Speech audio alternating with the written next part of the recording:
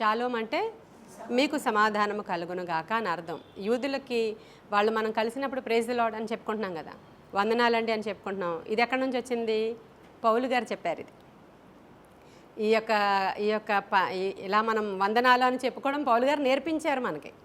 మనం పత్రికల్లో చూసినప్పుడు అన్నలకి వందనాలు చెప్పండి, సహోదరులకు వందనాలు చెప్పండి, కలిసినప్పుడు వందనాలు చెప్పుకోండి అనేది మన పౌలు గారు చెప్పారు. ఇది ఇప్పుడు ఈ షాలోమ్ అనేది ఎవరిది అంటే యూదులది అనమాట. అది కాబట్టి ఆయన లోపలికి వచ్చి వీళ్ళందరినీ చూసి షాలోమ్ అని వారిని బ్లెస్ చేశారనమాట. మీకు సమాధానం కలుగును గాక అని బ్లెస్ చేసి తర్వాత ఆయన ఏమని చెప్పారు, అప్పుడు ఆయన వచ్చి చూపించారు, ఇదిగో నా గాయాలు చూడండి, నేనే వచ్చాను మీ మధ్యలోనికని వచ్చిన వెంటనే చూపించారు. ఆ టైంలో తోమా లేడు అక్కడ, కానీ శిష్యులందరికీ కూడా ఈ యొక్క గాయాలని చూపించినప్పుడు వాళ్ళు చాలా సంతోషించిరి అని రాయబడి ఉంది అక్కడ.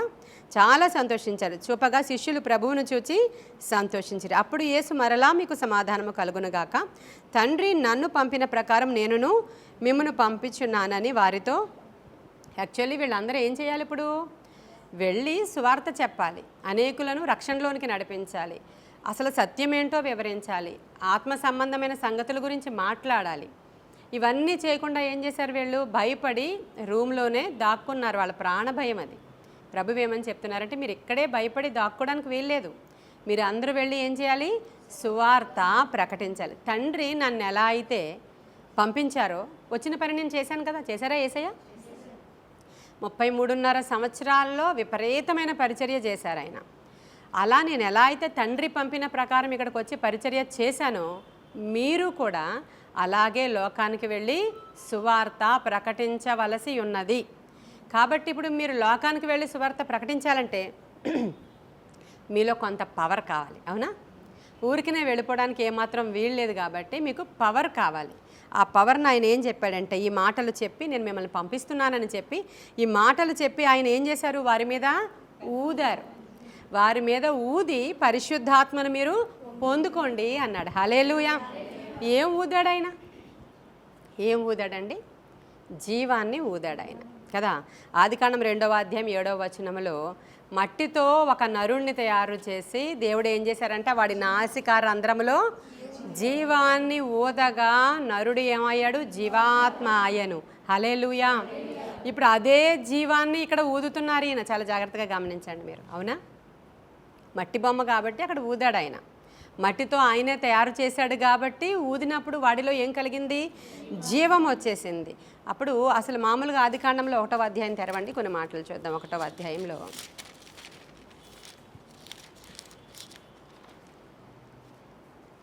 26వ వచనంలో చూడండి. దేవుడు మన స్వరూపమందు మన పోలిక చెప్పున నరులను చేయుదము, వారు సముద్రపు చేపలను, ఆకాశ పక్షులను, పశువులను, సమస్త భూమి మీద ప్రాకు ప్రతి జంతువును ఏలుదురుగాకనియు పలికెను. దేవుడు తన స్వరూపమందు నరుని సృజించాను. హల్లెలూయా. ఇప్పుడు ఆయన ఏం చేశాడు? ఆయన స్వరూపమందు నరుని ఆయన ఏం చేశాడు? సృజించాడు. ఎందుకని? ఈ భూమి మీద ఉన్నటువంటి జీవరాశులని, ఈ భూమి మీద ఉన్న వాటిని ఏలడానికి. ఎందుకు తయారు చేశారంట? తయారు చేసి అధికారం ఇచ్చారు. మీకు ఇప్పుడు ఏం చెప్తున్నానంటే, నేను వారిని తయారు చేసి ఏం చేశారు? దేవుడు అధికారం ఇచ్చారు వాళ్ళకి. అధికారం ఇచ్చి అంటే భూమి మీద మీరు వీటన్నిటినీ ఏళ్తారన్నమాట. వీటన్నిటికీ మీరు ఎలా ఉంటారు? రాజుగా ఉంటారు. మీరు మాట్లాడితే మీ అధికారానికి వాళ్ళు లోబడతారు. హల్లెలూయా. ఇటువంటి రైట్స్ వాళ్ళకి దేవుడు ఇవ్వాలని అనుకున్నాడు, ఇచ్చేశాడు కూడా. అప్పుడు నరుణ్ణి తయారు చేసిన తర్వాత, ఆ జీవాన్ని ఊదిన తర్వాత నరుడు ఏమైపోయాడు? జీవాత్మ అయిపోయాడు. ఇప్పుడు దేవుని యొక్క ఊపిరి అతడిలోనికి వచ్చేసిన తర్వాత మళ్ళీ ఆ ఊపిరి బయటికి పోవడానికి వీల్లేదు. వాడు కూడా దేవుడిలాగే నిత్యము నిలిచి ఉండాలి. యాక్చువల్గా అలా తయారు చేశారు దేవుడు. ఆయన ఊపిరిని ఊదారు ఆయన. కానీ నరుడు ఏం చేశాడు? పాపము చేసి దేవుడు అనుగ్రహించినటువంటి మహిమను అతను కోల్పోయాడు. కాబట్టి అధికారాన్ని కూడా కోల్పోయాడు అతను, అవునా? అధికారాన్ని కూడా కోల్పోయాడు, అతను జీవాన్ని కూడా కోల్పోయాడు. అతను పర్టికులర్ టైం వచ్చేసరికి అతడు చనిపోవలసి వచ్చింది.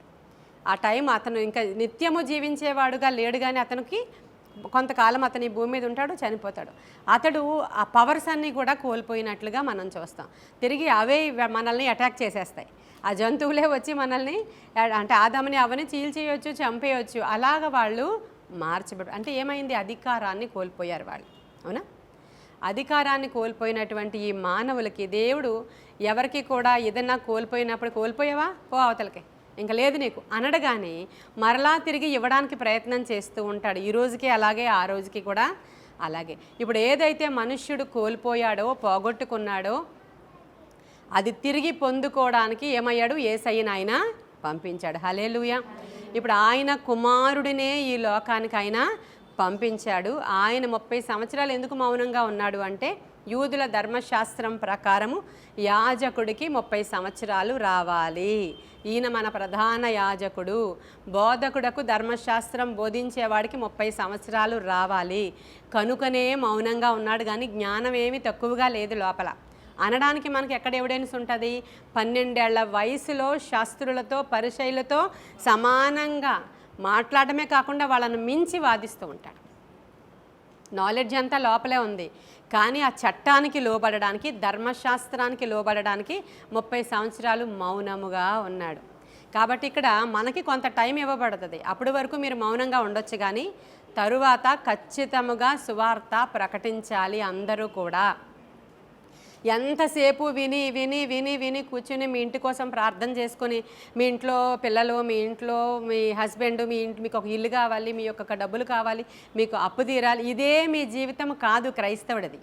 సునీత అర్థమవుతుంది కదా నేను చెప్పేది? నిన్నటి నుంచి మీ లోపల ఏమనిపిస్తుందో నాకు తెలియదు, కానీ శ్యామల ఉంది ఇప్పుడు, తనకి సమస్యలు వచ్చాయి. ఒకప్పుడు తను ఏం చేసిందంటే దేవుని పని చేసింది. నిజమా కాదా? దేవుని పని చేసింది తన సమస్యలలో. పిల్లలకి స్కూల్ ఫీజు కట్టడానికి కూడా డబ్బులు లేక ఇంట్లోనే ఉండిపోయారు ఆ చిన్నపిల్లలు.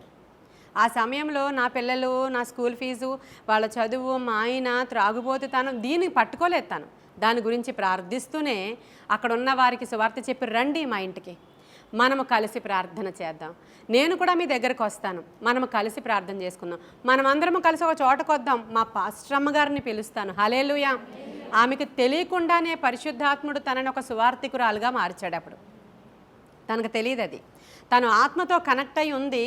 ఆ శ్రమ తనకు ఏం చేసిందంటే దేవుడితో అధికంగా కనెక్ట్ అయ్యేట్టు చేసింది. ఇంకా వేరే ఆధారం ఏమీ లేదు తనకి. ఆ టైంలో దేవునితో కనెక్ట్ అయినప్పుడు దేవుని ఆత్మ ఏం చేస్తుంది? ఆమెని ఆటోమేటిక్గా దేవుని పని చేయించేస్తుంది. దేవుని పనిలో వాళ్ళని బయట తీసుకొచ్చింది ఇంటికి, వాళ్ళని ధైర్యపరిచింది, వాళ్ళతో కలిసి ప్రార్థనలు చేస్తున్నప్పుడు వీళ్ళందరూ కృపావరాలతో పొందుకుంటున్నారు, భాషలతో మాట్లాడుకుంటున్నారు. ఇంకా వాళ్ళు వెళ్ళి ఇంకొకరిని తీసుకొచ్చారా? అప్పుడు ఆ సింధియా అయినా మనం వెళ్ళాం అక్కడికి. సింధియా, దాన్ని ఏమంటారు? సింధియా, గాజువాక దగ్గర మిందిలో మీరుండేవారు. సరే, మనకి ఏరియాతో నాకు తెలియదు, ఆవిడకి ఏరియా తెలియదు అనుకుంటా.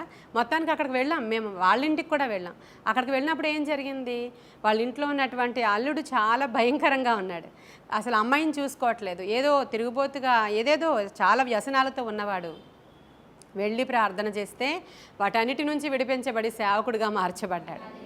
ఏం జరిగాయి? ఇన్ని కార్యాలు ఎందుకు జరిగాయి? ఎలా వాడుకున్నారు ఆ అమ్మాయిని? అప్పుడు ఆవిడకు ఒక పేరు కూడా పెట్టాడు దేవుడు. నీ పేరు శ్యామల కాదు, మహిమ అన్నాడు ఆయన. కానీ ఆ పేర్లతో మనం పిలట్లేదు. ఈ రోజు నుంచి ఆవిడని అలా పిలుస్తామా? ఆవిడ పేరు మహిమ. తను అలాగే మహిమలాగే ఏమైంది? తనకి బాప్తిస్మం ఇచ్చి నేను ఆ పేరు పెట్టాను. ఆ పేరును తగ్గట్టుగా తను అక్కడ వెలిగింది. తన పేరు తగ్గట్టుగా తను అక్కడ వెలిగింది. వెలగగానే దేవుడు ఏం చేశాడు? భర్త యొక్క వ్యసనం నుంచి ఆవిడ్ని విడిపించాడు, ఆమెకి అధికారం ఇచ్చాడు. హల్లెలూయా. ఇదిగో నా భర్త దానిలో నుంచి బయటికి రావాలంతే అందే, అధికారం ఇచ్చాడు, అతడు వచ్చేసాడంతే. నేను విడిపించబడాలి, పోగొట్టుకున్న నా ఇంటిని నేను పొందుకోవాలి అంది.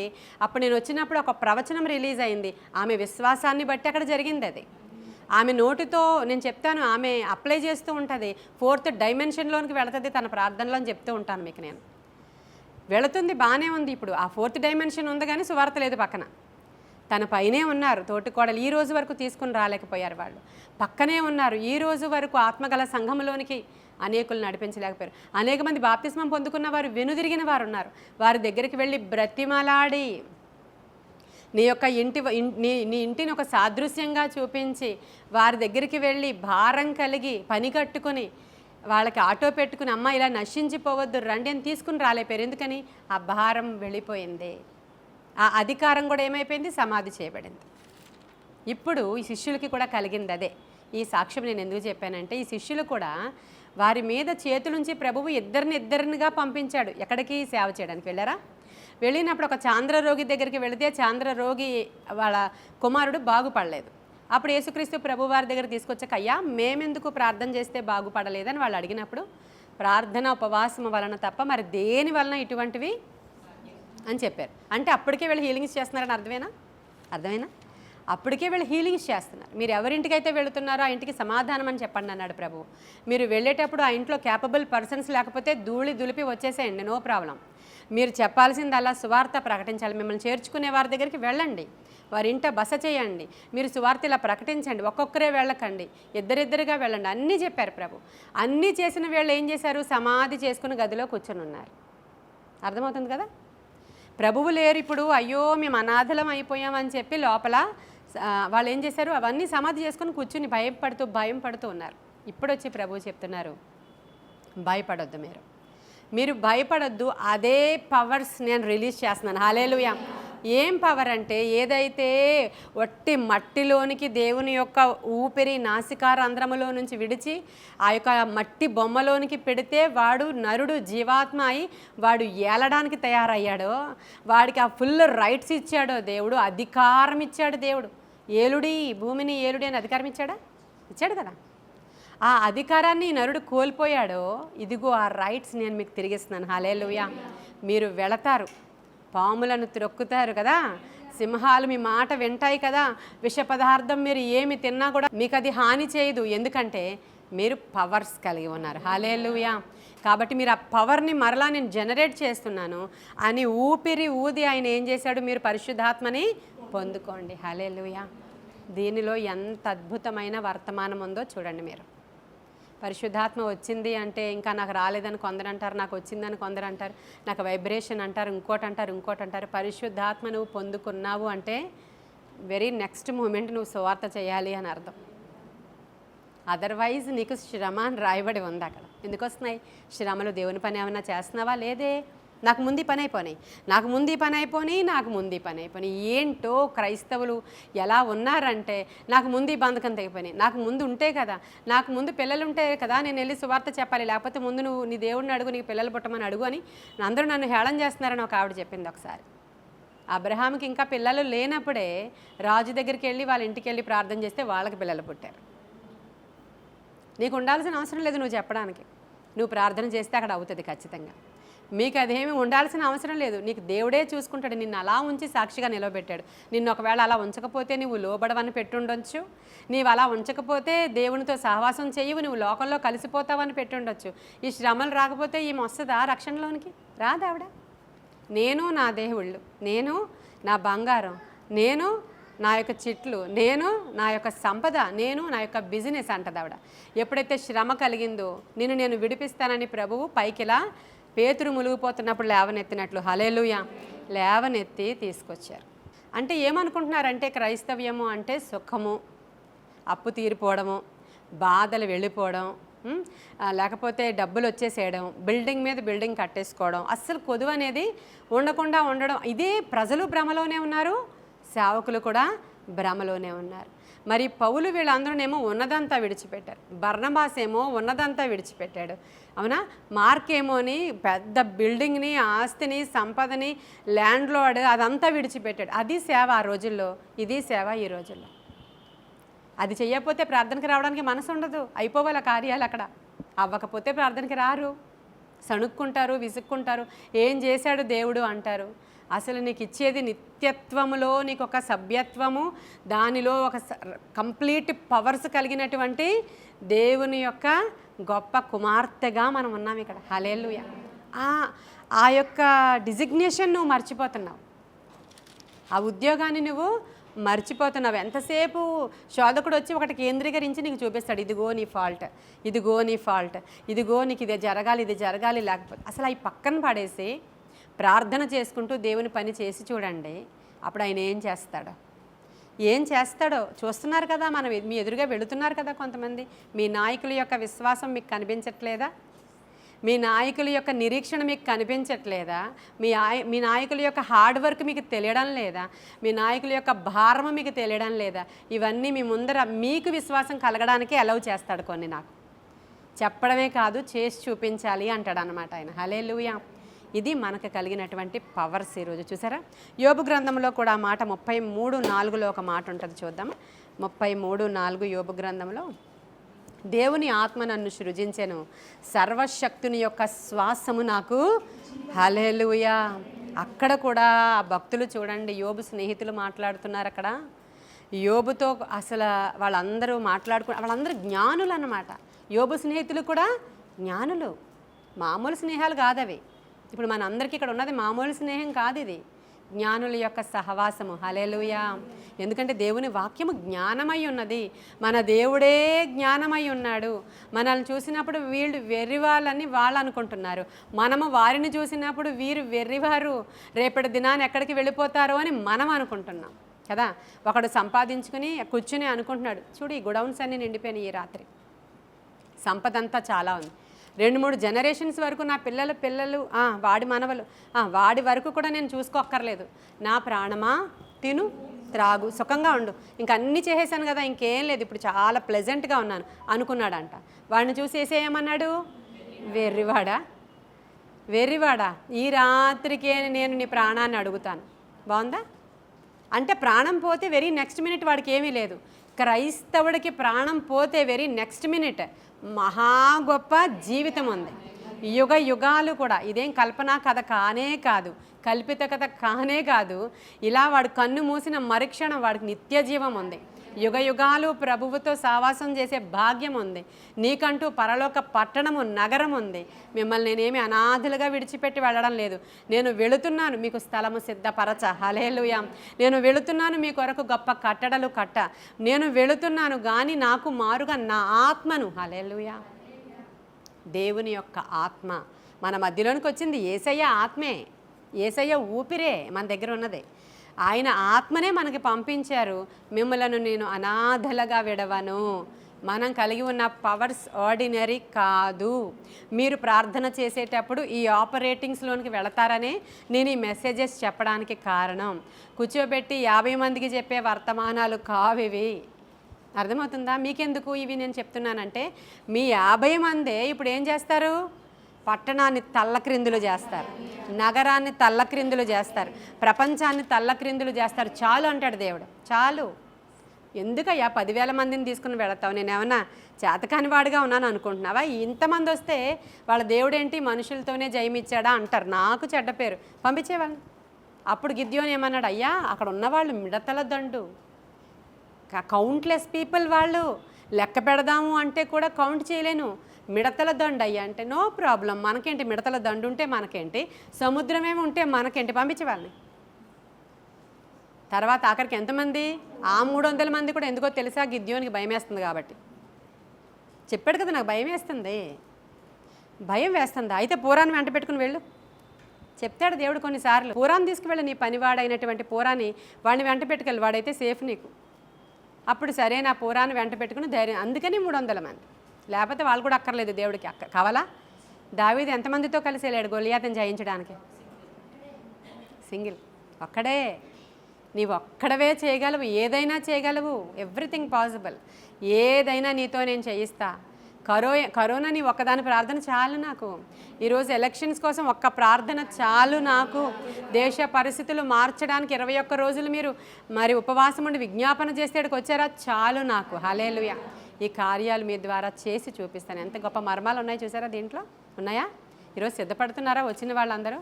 అందుకే నేను వచ్చిన వారిని అందరినీ ఆ రోజుకి ధన్యులని ప్రకటిస్తున్నాను. ఆ రోజుకి నిజంగా ధన్యులమ్మ. వచ్చి వినడం వేరు, యూట్యూబ్లో వినడం వేరు, నువ్వు ఇంటి దగ్గర ఉండిపోవడం వేరు. ఇక్కడికి వచ్చి దేవుని సన్నిధిలోనికి ఒక పిలుపు వచ్చిందంటే నువ్వు రావాలంతే. ఆ రోజు అక్కడికి వచ్చినప్పుడు అసలు తోమా లేడంతే అక్కడ, అది కోల్పోయాడు కదా ఆ రోజు. తర్వాత వేరే ఉంది ఆయనకి, ఇండియాకి పంపించారు వేరే. ఆయన వచ్చినప్పుడు ఇక్కడ ఉండాలంతే. నువ్వు ఈరోజు వచ్చాడు ఆయన, నువ్వు ఇక్కడ కనబడాలి, ఆయనకి కనబడాలి, ఆయన దగ్గరికి మనం రావాలి అంతే. ఆయన కోరుకుంటాడు, అది పిలుపునిస్తాడు వచ్చిన వాళ్ళే, అంతే కదా. పిలువబడిన వాళ్ళు చాలామంది, ఏర్పరచబడిన వాళ్ళు. జాగ్రత్తగా గమనించండి. ఈరోజు బ్లెస్సింగ్ ఈరోజుదే, ఈరోజు అనాయింటింగ్ ఈరోజుదే. ఈరోజు నేను మాట్లాడుతూ ఉండగానే ఆయన ఊపిరి మన మధ్యలో పనిచేస్తూ ఉంటారు. అప్పుడు ఆయన ఇంకా ఏమని చెప్తున్నాడంటే, ఇంకా పెద్ద బ్లెస్సింగ్ ఇస్తున్నాడు. ఏంటంటే, మీరు ఎవరికైనా ప్రార్థన చేసినప్పుడు, ఒకవేళ వాళ్ళు చాలా పాపాలు చేసిన వాళ్ళు అనుకోండి, మీరు ప్రార్థన చేసినప్పుడు వాళ్ళ పాపాలు క్షమించే అధికారం నేను మీకు ఇస్తున్నాను. హల్లెలూయా. ఏంటండి ఇది?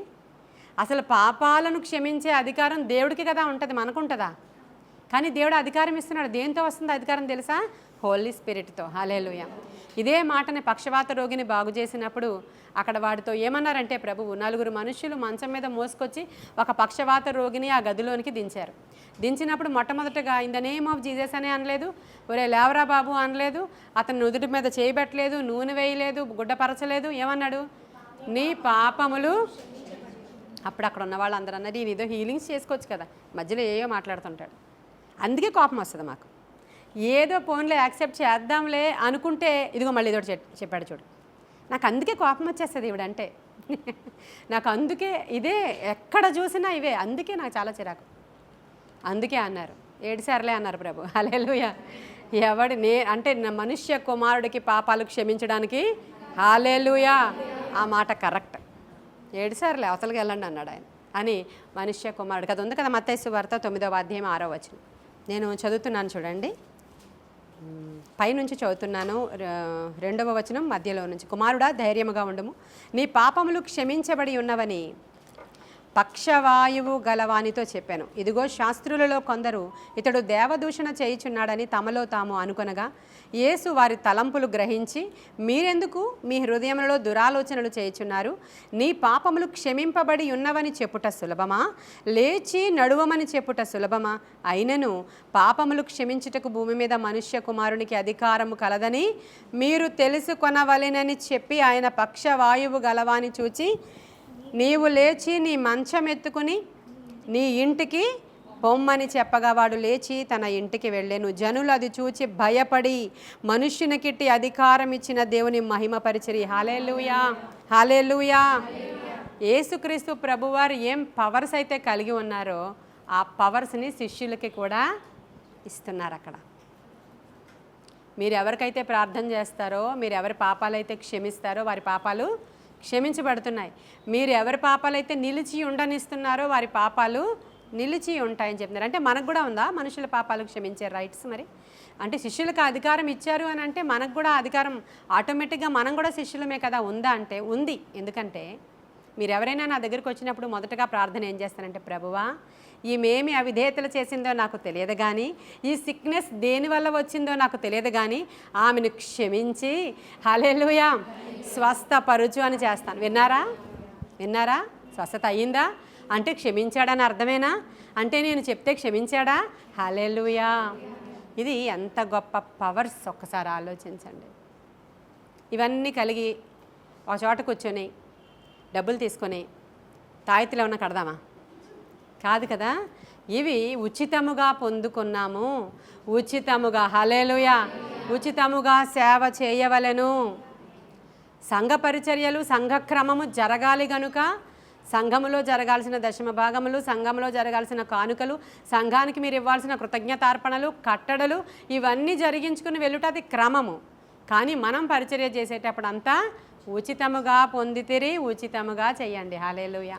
సంఘ క్రమము వేరు, మనం వెళ్ళి ఇప్పుడు సేవ చేసే విధానము వేరు. మనం ఎవరికైనా ఏమైనా చేసామంటే ఏం ఎక్స్పెక్ట్ చేయకండి అక్కడ. అంటే ఏం ఎక్స్పెక్ట్ చేయడం అంటే తిరిగి చూసావా నేను వాళ్ళ ఒంట్లో బాగోలేనప్పుడు వెళ్ళానా, ప్రార్థించానా, అన్ని చేశానా అనే మాట కూడా వద్దు. నీకే వాళ్ళు రుణముండిపోవాలి, నువ్వు కాదు. ఇది చాలా బాగుంటుంది కదా. ఇది చాలా బాగుంటుంది కదా. కాబట్టి ఈ రోజు నుంచి, నిన్నటి నుంచే, ఈ రోజు నుంచి ఏంటి చెప్పాను నేను? నిన్నటి నుంచే మీరు సువార్త ప్రకటించాలి. తెలియని జనుల దగ్గరకు వెళ్ళండి. ప్రభువు నెరుగని వారు అనేక మంది ఉన్నారు. వారి యొద్దకు వెళ్ళి సువార్తను చెప్పి వారిని రక్షణలోనికి నడిపించుట మన భాగ్యము. మీరు పరిశుద్ధాత్మ ఎప్పుడైతే పొందుకున్నారో ఈ పవర్స్ అన్నీ మీ మీద ఆపరేట్ అవుతున్నాయి. అంతేగాని వాళ్ళందరూ శిష్యులందరూ ఏసే దగ్గరికి పరిగెత్తుకొచ్చి ప్రభువా ప్రభువా ప్రభువా దయ్యాలు మాకు లోబడిపోతున్నాయి తెలుసా? నేను అన్నాను అంతే. దయ్యాలు మీకు లోబడుతున్నాయని కాదురా గొప్పతనం, పరలోకంలో నీ పేర్లు రాయబడి ఉన్నవో లేవో చూసుకోండి. హల్లెలూయా. అంటే దయ్యాలు ఆబ్వియస్గా లోబడతాయి. అదేం పెద్ద విషయం కాదు. అదేం పెద్ద విషయం కాదు, అసలు పెద్ద విషయం కానే కాదు. ఎప్పుడైతే మనం దేవునితో సహవాసం చేస్తున్నామో, దేవుడిని కలిగి ఉన్నామో, మనం నడిచి వెళుతుంటేనే పారిపోతాయి అవి. నిన్నే చెప్పాను నేను, మనం ఆయన పవర్ క్రింద ఉంటే మనం నడిచి వెళుతుంటేనే కేకలు వేసి పారిపోతాయి. ఇవి మనం చూడలేదా? ఎంతమందిని చూడలేదు. దగ్గరికి రావద్దు దగ్గరికి రావద్దని నన్ను దగ్గరికి రానిలేని అనేక మంది స్త్రీలు ఇక్కడికి వచ్చినప్పుడు ఒక అమ్మాయి వచ్చి, అమ్మ పాస్టర్ గారిని చూస్తుంటే నాకు భయం వేస్తుంది, నేను దగ్గరికి రాను ఎందుకని? ఇదన్నమాట. అందుకని అమ్మో నాకు భలే భయపడుతున్నాయి దయ్యాలని, నేను ఇక్కడ ఏం హీరోని కాదు కదా, కాదు. అసలు నిత్యరాజ్యములో నా పేరు రాయబడి ఉందా లేదా అది చూసుకోండి. అక్కడ రాయబడి ఉండాలంటే బైబిల్లో ఉన్న అన్నీ మీరు ఫాలో అవ్వాలి. పరిశుద్ధత, గలతీలకు రాసిన పత్రిక 5 అక్కడికే తీసుకొస్తున్నాను మిమ్మల్ని అందరిని అస్తమాను. కావలసింది కృపావరాలు కాదు, కావలసింది ఆత్మఫలము. ఇవి ఉంటే నీకు నిత్య రాజ్యంలో నీ ప్లేస్ స్టాండర్డ్గా ఉంది.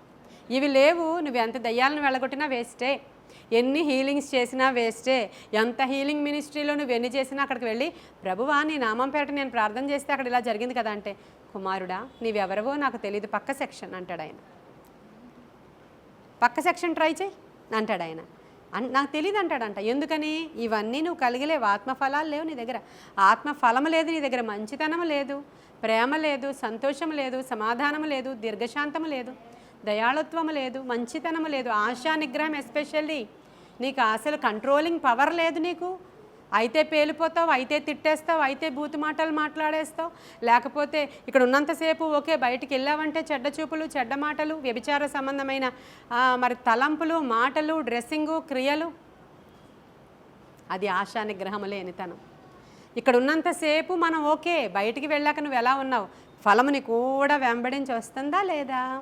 ఇక్కడ అక్కడ కూడా నువ్వు ఒకేలా ఉన్నావా? ఎవరు చూస్తుంటారు? నీ ఊహ కూడా చూస్తుంటాడు ఆయన. ఊహ నువ్వు ఎలాగా మైండ్లో నువ్వేం ఆలోచించుకుని బయట నడుస్తున్నావో ఊహ, ఏం ఆలోచించుకుని గుమ్మంలో నుంచున్నావు నువ్వు, ఏం ఆలోచించుకుని లోపలికి అడుగు పెట్టావు నువ్వు, ఏం ఆలోచించుకుని ఆ బట్టలు వేసుకున్నావు నువ్వు, ఏం ఆలోచించుకొని వాళ్ళ ఇంటి దగ్గరికి సహాయం చేయడానికి వెళ్ళావు, ఏం ఆలోచించుకుని వాళ్ళకి అప్పిచ్చావు. ఊహ కూడా ప్రియమైన దేవుని బిడ్డలారా, ఇది చాలా సులువు. మనము ఇలా ఉండడం, యేసు వలె జీవించడం సులువు. నేను చెప్తున్నాను, సులువు. అది ప్రభుతో మనం సహవాసం చేసినప్పుడు, పరిశుద్ధాత్ముడు మన లోనికి వచ్చినప్పుడు, మన మీద నిలిచినప్పుడు, మనం అలా ఉండటానికి అవసరమైన కృప దేవుడే ఇస్తాడు. ఇది మొదటి అనాయింటింగ్. ముందు కూడా అది అనాయింట్ చేసే పంపించారు ఆయన కదా. స్టెప్ వైజ్గా వాళ్ళ పవర్స్ పెరుగుతున్నాయి చూడండి. మరి అపోస్తుల కార్యాలు 2వ అధ్యాయంలో ఏం జరిగిందండి తర్వాత చెప్పుకుందాం. ఇక్కడికి ఇది చాలా ఎక్కువ కదా, ఇంకా బరువెందుకు మనకి. ఇంతవరకు ఇది మామూలు మ్యాటర్ కాదు, ఇది మామూలు మ్యాటర్ కాదంతే. నేను ఇంకా వేరేగా చెప్పలేను. నేను ఇది అర్థమైతే అర్థమైనంత, మీకు అర్థం చేసుకుంటే రిసీవ్ చేసుకున్నంత, రిసీవ్ చేసుకుంటే ఆపరేట్ చేయగలిగినంత. ఆపరేట్ మొదలైతే ఈ రోజు నుంచే స్టార్ట్ అవుతుంది. హల్లెలూయా. వేస్ట్ చేసుకోకండి అభిషేకాన్ని, వేస్ట్ చేసుకోకండి టైంని, వేస్ట్ చేసుకోకండి జీవితాన్ని. నీ అవసరతలు, ప్రతి అవసరత ఆయన మహిమైశ్వర్యంలో తీరుస్తాడండి. మనకి ఎన్నో లోటుపాట్లు ఉండొచ్చు, మన ఆర్డినరీ కాదు, మన సమస్యలు అంత హై లెవెల్లో ఉండొచ్చు. సమస్యగా మనకు అనిపించదు. అవి ఆయనే డీల్ చేసుకుంటాడు, ఆయనే పక్కకు తొలగిస్తాడు, ఆయనే మనల్ని ఆయన బిడ్డలుగా ముందుకు నడిపించి తీసుకుని వెళ్ళిపోతాడు. ఒక టైం వస్తుంది, అన్నిటినీ పటాపంచలు చేసేస్తాడు. అప్పుడు కూడా ఇలాగే ఆయన కొరకు భారం కలిగి ఉండాలి. అప్పటి వరకు ఆయన సారూప్యంలోనికి మీరు వెళ్ళే వరకు ఆయన బలిష్టమైన చేతుల క్రింద ఎలా ఉండాలి? గర్వము ఎప్పుడు వస్తుంది అంటే, రాలేదు, ఏదైనా కార్యం జరగకపోతే దేవుణ్ణి దూషించేయడం, తిట్టేయడం, రిజెక్ట్ చేసేయడం, మందిరానికి రాకపోవడం, అసలు సణిగేసుకోవడం, తిట్టేసుకోవడం, ఇంకా ఏడుపు మొహాలు పెట్టుకుని ఇంట్లో కూర్చొని ఉండడం, మందిరానికి రాకపోవడం, ఇవన్నీ గర్వపు లక్షణాలు. గర్వము ఉంది అంటే ఎవరికి బోర్డు ఉండదు ఇక్కడ. గర్వపు లక్షణాలు ఇవే. అర్థమవుతుంది కదమ్మా? అర్థమవుతుంది కదా. మీరు ముఖ్యంగా నేను నీ కాన్సన్ట్రేషన్ అంతా యవనస్తుల మీద పెడుతున్నానని హవీలకు చెప్పాను. ఈరోజు విన్న వాళ్ళందరూ యవనస్తులు, ఎవరైతే ఫాలో అవుతారో వాళ్ళందరూ యవనస్తులు. నేను ఫాలోవర్స్గా చేర్చుకోవాలి, నా యేసుకి ఫాలోవర్స్, నాకు కాదు. కాబట్టి మేము రెడీ అంటే మనం అధికంగా ప్రార్థిస్తాం, అధికముగా స్వార్థ ప్రకటిస్తాం, అధికముగా దేవునితో కలిసి నడుస్తాం, అధికముగా ఆయన యొక్క పవర్స్ ఈ భూమి మీద రిలీజ్ చేస్తాం. హల్లెలూయా. అట్టి కృప మనకిస్తాడు దేవుడు. కాబట్టి దీనిలో నేను పాలిభాగస్తురాలని, నేను కూడా ఉన్నాను. నేను ఇగో శిష్యరికములోనికి అడుగు పెడుతున్నాను అన్న వాళ్ళందరినీ దేవుడు ఈరోజు అభిషేకిస్తాడు. హల్లెలూయా. ఇట్టి కృప కూడి వచ్చిన మన అందరం పొందుకోవాలని ఈ సెకండ్ డేయే మనల్ని ఇంత పవర్తో నింపాడు ఆయన. ఇక 21 రోజులు అయ్యేసరికి ఎలా ఇదంతా కదిలిపోద్దేమో నాకు తెలియదు. కాబట్టి ఇట్టి కార్యాలు దేవుడు మన యొక్క వినికిడిలో, మన యొక్క జీవితంలో, మన యొక్క సంఘంలో చేయాలని ఈ కొన్ని మాటలు దేవుడు దీవించి ఆశీర్వదించునుగాక. ఆమేన్. ప్రార్థన చేద్దాం. మహాపరిశుద్ధుడైన తండ్రి, మహోన్నతుడైన దేవ, నిత్య నివాసి, సత్యస్వరూపి, సైన్యములకు అధిపతి, జీవాధిపతి, జీవము గల ప్రతిదానికి తండ్రి అయినవాడా, నీవు మాట్లాడావయ్యా, నీవు మాట్లాడావు మాతో. నీవు మాట్లాడిన మాటలు నాయన మా హృదయాలలో ఫలించాలి. ఇప్పటి వరకు వినువారముగానే మేము ఉన్నాం, ఇంకేం చేయడం లేదు ప్రభువా. కానీ ఈ రోజు నుంచి మమ్మల్ని నూతన శిష్యరికంలోనికి నడిపించావు, మమ్మల్ని బలపరచావు, మమ్మల్ని స్థిరపరచావు, నీ ఆత్మతో నింపావు, నీవు అభిషేకించావు, నీవు ఈరోజు నీ ఊపిరిని ఊదావయ్యా మా మీద. మేము రిసీవ్ చేసుకుంటున్నాము, మేము రిసీవ్ చేసుకుంటున్నాం, మేము రిసీవ్ చేసుకుంటున్నాం, మేము రిసీవ్ చేసుకుంటున్నాం, మేము రిసీవ్ చేసుకుంటున్నాం. Thank you lord. Anoint us o Lord, anoint us o Lord, anoint us o Lord. ఎందరైతే యూట్యూబ్ ద్వారా వింటున్నారో వారందరూ కూడా ఈ అభిషేకము పొందుకొందురుగాక, ఆత్మకార్యాలు జరుగునుగాక. నామకార్థ క్రైస్తవ్యము మాకొద్దు ప్రభువా, నీ బలముతో నింపబడిన వారమై ముందుకు దూసుకుని పోయే కృప మాకు దయచేయమని యేసయ్య శ్రేష్ఠ నామంలో అడిగి వేడుకొనుచున్నాము తండ్రి. ఆమేన్, ఆమేన్. Thank you lord, thank you lord. ఎస్తేరు ఉపవాసముండి ప్రార్థించినప్పుడు నీ ప్రజలకు క్షేమము ఇచ్చినావు. ఎస్తేరు ఉపవాసముండి ప్రార్థించినప్పుడు నీ ప్రజలకు క్షేమము ఇచ్చినావు. నేను ఉపవాసముండి ప్రార్థించుచుండగా, నేను ఉపవాసముండి ప్రార్థించుచుండగా నా దేశ ప్రజలను ఆమేన్, ఆమేన్, ఆమేన్. నీవు రక్షించుము దేవా.